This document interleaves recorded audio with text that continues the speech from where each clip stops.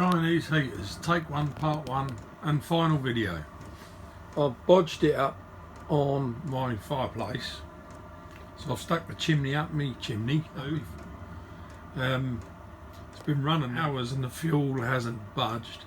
It's quite a big room, right? It's quite big. I'd say 30 foot long. It's a very messy room. It's quite big and the door's wide open there. Alright, it's not the coldest this time of year, but this thing is absolutely a fucking red hot in here. Red hot. And I've got it just ticking over. It is phenomenal.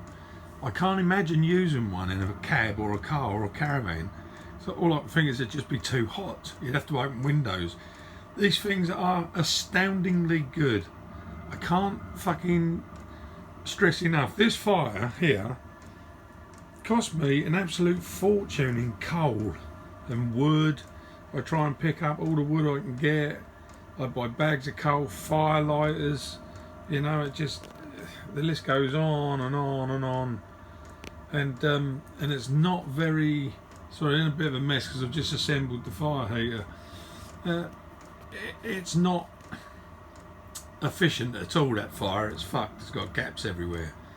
I've just put this thing on and I've had it running now since, I don't know, 9 o'clock. Fuck me. It's the loveliest warmth I've ever felt. There's no smell of diesel. Let's say the chimney. It's brilliant. 55 quid is the best money you'll ever spend. So if you've been thinking about getting one of these Chinese heaters, right, I suggest you go get one.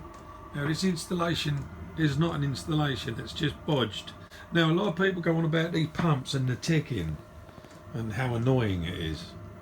Well, I could barely hear the thing, honestly.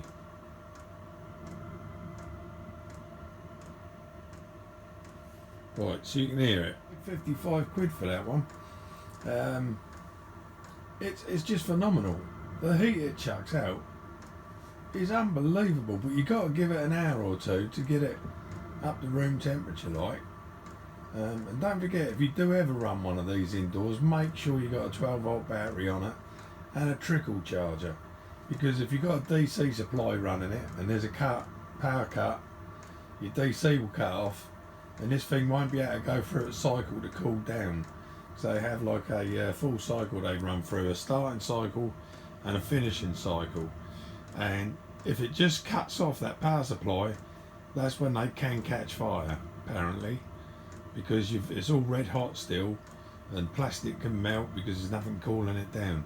So my tip to you is make sure you've got a leisure battery, a car battery, even a motorcycle battery, and get yourself a trickle charger like this. Just a cheap old Halfords trickle charger. Old shitty thing like that. 12 quid, £14 tops. So what you do is you put that literally on the battery. So you get your trickle charger there, right? Little thing there like that. Put it on your battery. That'll be trickle charging the battery all the time. Bob's your uncle, Fanny's your aunt, and you're a winner. 100% buy one. Now fuck off.